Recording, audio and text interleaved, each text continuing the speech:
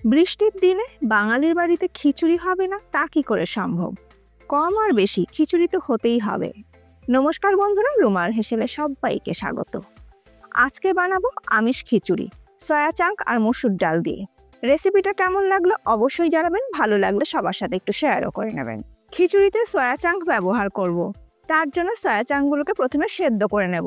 আর soya চাঙ্কগুলোকে সেদ্ধ করার জন্য কড়াইতে দিয়ে দিলাম পরিমাণ মতন জল, আর এই জলের মধ্যে দিয়ে দিলাম সামান্য পরিমাণে নুন।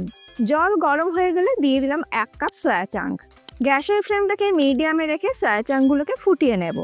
মিনিট 5-7 ফুটিয়ে নেবার পর দেখুন সয়া চাঙ্কগুলো সুন্দর সেদ্ধ হয়ে গেছে, ফুলে প্রায় ডবল সাইজ হয়ে গেছে। এবার আমি এই সয়া চাঙ্কগুলোকে জল ঝরিয়ে তুলে নেব।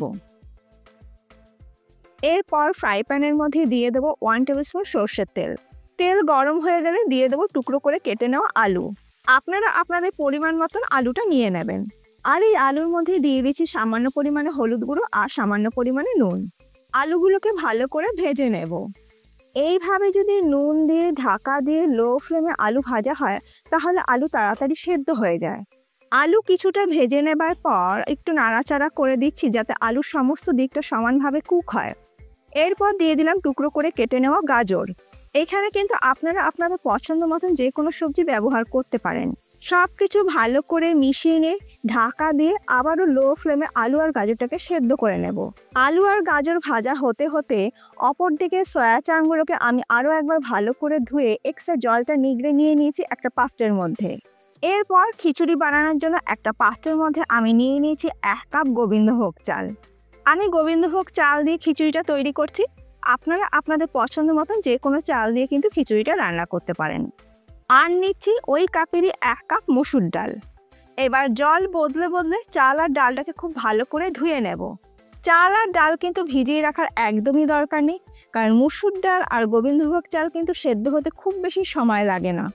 অপর দিকে দেখুন আলু আর গাজর কিন্তু সুন্দরভাবে ভেজে নেওয়া হয়ে গেছে, তুলে আমি রেখে দিচ্ছি আলাদা একটা পাত্রের মধ্যে। এরপর চাল আর ডালটাকে জল বদলে বদলে ভালো করে ধুয়ে নেবার পর ঢেলে নিচ্ছি কড়াইয়ের মধ্যে। এরপর দিয়ে দিচ্ছি পরিমাণ মতন জল। এখানে আমি 1 কাপ চাল আর 1 কাপ ডালের জন্য 6 কাপ জল ব্যবহার করছি। যে কাপ মেপে চাল আর ডালটা আমি নিয়েছিলাম সেই কাপ মেপেই জল নিয়েছি। আর খিচুড়িতে কিন্তু জলের পরিমাণটা একটু বেশি প্রয়োজন হয়। দিয়ে দিলাম একটু তেজপাতা, আর দিয়ে দিচ্ছি 2টো চেরা কাঁচা লঙ্কা। হলুদ গুঁড়ো দিয়ে দিলাম 1/2 টিস্পুন, আর দিয়ে দিলাম স্বাদ মতো নুন। গ্যাসের ফ্লেমটাকে মিডিয়াম টু হাইতে রেখে সব কিছু ভালো করে মিশিয়ে নিচ্ছি। সব কিছু ভালো করে মিশিয়ে নেবার পর চাল আর ডালটা যখন ফুটতে শুরু করবে তখন আমি এর মধ্যে দিয়ে দেবো আগের থেকে ভেজে রাখা আলু আর গাজর। আবারও সব কিছু একবার ভালো করে মিশিয়ে নিয়ে ঢাকা দিয়ে লো ফ্লেমে চাল, ডাল, আলু আর গাজর সেদ্ধ করে নেব। অপর দিকে আলু আর গাজর ভেজে নেবার পর ফ্রাইং প্যানের মধ্যে যে তেলটা ছিল তার মধ্যে দিয়ে দিলাম আগের থেকে সেদ্ধ করে জল ঝরিয়ে রাখা সয়া চাঙ্ক। মিডিয়াম ফ্লেমে মিনিট 2-3 সময় ধরে সয়া চাঙ্কগুলোকে একটু ভেজে নেব। এইভাবে ভেজে নিয়ে খিচুড়িতে ব্যবহার করলে সয়া চাঙ্কগুলো খেতে বেশি ভালো লাগে। দেখুন সয়া চাঙ্কগুলো আমার ভেজে নেওয়া হয়ে গেছে, তুলে নিয়ে রেখে দিচ্ছি আলাদা একটা পাত্রের মধ্যে। সয়া চাঙ্কগুলো ভেজে তুলে নেবার পর ওই ফ্রাইং প্যানের মধ্যে আবারও দিয়ে দিচ্ছি 1 টেবিল স্পুন সর্ষের তেল। তেল গরম হয়ে গেলে দিয়ে দিলাম ছোট 2 টুকরো দারচিনি, 3টে ফাটিয়ে নেওয়া ছোট এলাচ, আর দিয়ে দিলাম 1/2 টিস্পুন গোটা জিরে। 30 থেকে 40 সেকেন্ড ফোড়নটাকে ভেজে নেবার পর এর মধ্যে দিয়ে দেবো একটি বড় সাইজের কুচনো পেঁয়াজ। মিডিয়াম ফ্লেমে পেঁয়াজটাকে ভেজে নেব। মিনিট 3 পেঁয়াজ ভেজে নেবার পর এর মধ্যে দিয়ে দেবো 1 টেবিল স্পুন থেতো করে নেওয়া আদা আর রসুন। আপনারা চাইলে বেটে নিয়েও ব্যবহার করতে পারেন। আর দিয়ে দিলাম একটি বড় সাইজের টুকরো করে কেটে নেওয়া টমেটো। আর দিয়ে দিচ্ছি হলুদ গুঁড়ো 1/2 টিস্পুন। হলুদ গুঁড়ো কিন্তু আমরা ডাল সেদ্ধর সময় ব্যবহার করেছি। 1 টিস্পুন দিয়ে দিলাম জিরে গুঁড়ো। আর কাশ্মীর রেড চিলি পাউডার দিয়ে দিলাম 1 টিস্পুন। আর দিয়ে দিচ্ছি নুন। নুন কিন্তু আমরা আগেও ব্যবহার করেছি, বুঝে নিয়ে কিন্তু নুনটা ব্যবহার করতে হবে। সব কিছু ভালো করে মিশিয়ে নেব। দিয়ে দিচ্ছি খুব সামান্য পরিমাণে একটু জল যাতে মশলাটা পুড়ে না যায়। এবার মশলাটাকে খুব ভালো করে কষিয়ে নেব গ্যাসের ফ্লেমটাকে মিডিয়ামে রেখে। নুন দেওয়ার কারণে টমেটো তাড়াতাড়ি গলে গেছে। মশলাটা খুব ভালো করে কষিয়ে নেওয়া হয়ে গেছে। মশলা থেকে তেল সেপারেট হয়ে গেছে। এই পর্যায়ে এর মধ্যে দিয়ে দেবো আগের থেকে ভেজে রাখা সয়া চাঙ্ক। এবার মশলার সাথে সয়া চাঙ্ক খুব ভালো করে কষিয়ে নেব। মিনিট 2-3 সময় ধরে মশলার সাথে সয়া চাংগুলো ভালো করে কষিয়ে নেবার পর দিয়ে দিলাম জল। খুব বেশি কিন্তু জলের ব্যবহার এখানে আমি করছি না, সব কিছু একটু ভালো করে মিশিয়ে নিচ্ছি। এরপর ঢাকা দিয়ে মিনিট 2 রান্না করে নেব। সয়া চাং যদি এইভাবে মশলার সাথে কষিয়ে নিয়ে খিচুড়িতে ব্যবহার করা হয় তাহলে সয়া চাংগুলো খেতে বেশি ভালো লাগে, কারণ সয়া চাংকের মধ্যে মশলাটা সুন্দরভাবে ঢুকে যায় আর সয়া চাংকের নিজস্ব তো কোনো স্বাদ নেই।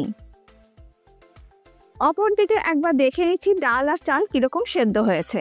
দেখুন চাল, ডাল, আলু সব কিছু কিন্তু সুন্দরভাবে সেদ্ধ হয়ে গেছে। সব কিছু একবার একটু ভালো করে আমি মিশিয়ে নিলাম। আর মুসুর ডাল আর গোবিন্দভোগ চাল কোনোটাই কিন্তু সেদ্ধ হতে খুব বেশি সময় লাগে না। আর সয়া চাংও কিন্তু সুন্দরভাবে রান্না হয়ে গেছে। এবার আমি মশলার সময় সয়া চাং ঢেলে দিচ্ছি খিচুড়ির মধ্যে। সব কিছু একটু ভালো করে আমি মিশিয়ে নিচ্ছি। দিয়ে দিলাম চেরা কাঁচা লঙ্কা 3টি আর দিয়ে দিলাম সামান্য পরিমাণে চিনি স্বাদটাকে ব্যালেন্স করার জন্য। আর দিয়ে দিচ্ছি গরম মশলা গুঁড়ো 1/2 টিস্পুন। এবার এই সব কিছু ভালো করে মিশিয়ে নিয়ে মিনিট 2 ফুটিয়ে নেব, যাতে খিচুড়ির মধ্যে মশলার সমস্ত ফ্লেভারটা ঢুকে যায়। আর এই খিচুড়িতে আমি আলাদা করে একটা তড়কা দেব। তার জন্য তড়কা প্যানের মধ্যে 1 টেবিল স্পুন ঘি নিয়ে নিলাম। ঘি গরম হয়ে গেলে দিয়ে দিলাম 3টে শুকনো লঙ্কা। লো ফ্লেমে এবার শুকনো লঙ্কাগুলো ঘিয়ের সাথে খুব ভালো করে ভেজে নেব। খিচুড়িতে যদি আলাদা করে এইভাবে তড়কা দেওয়া হয় তাহলে সেই খিচুড়ির স্বাদ কিন্তু ভীষণই ভালো হয়। শুকনো লঙ্কা 3টে ভালো করে ভেজে নেবার পর গ্যাসের ফ্লেমটাকে আমি অফ করে দিলাম। এবার আমি এর মধ্যে দিয়ে দিচ্ছি 1/4 teaspoon Kashmiri red chilli powder. সব কিছু একটু ভালো করে মিশিয়ে নিচ্ছি। গ্যাসের ফ্লেমটা অফ করেই কিন্তু কাশ্মীরি রেড চিলি পাউডারটা ব্যবহার করবেন, তা না হলে কিন্তু সেটা পুড়ে যাবে। এবার আমি এই তড়কাটা ঢেলে দিচ্ছি খিচুড়ির মধ্যে। এরপর ঢাকা দিয়ে গ্যাসের ফ্লেমটাকে অফ করে দিয়ে মিনিট 3-4 এইভাবে স্ট্যান্ডিং টাইমে রেখে দেব, যাতে সমস্ত ফ্লেভারটা খিচুড়ির মধ্যে সুন্দরভাবে ঢুকে যায়। তৈরি হয়ে গেল দারুণ স্বাদের আমিষ খিচুড়ি। আর আজকে আমি এই খিচুড়িটা সার্ভ করছি ডিমের অমলেট আর পাঁপড় ভাজার সাথে। আজকে আমার এই আমিষ খিচুড়ির রেসিপি যদি আপনাদের ভালো লাগে তাহলে বাড়িতে একদিন তৈরি করুন আর ফিডব্যাকটা কিন্তু অতি অবশ্যই দিতে ভুলবেন না। এছাড়া আমার চ্যানেলে আরও খিচুড়ির রেসিপি দেওয়া আছে, চাইলে আপনারা সেইগুলোও দেখে নিতে পারেন। আজ তাহলে এই পর্যন্ত, আবার দেখা হবে নতুন কোনো ভিডিওর সাথে। ভালো থাকবেন, সুস্থ থাকবেন, ধন্যবাদ।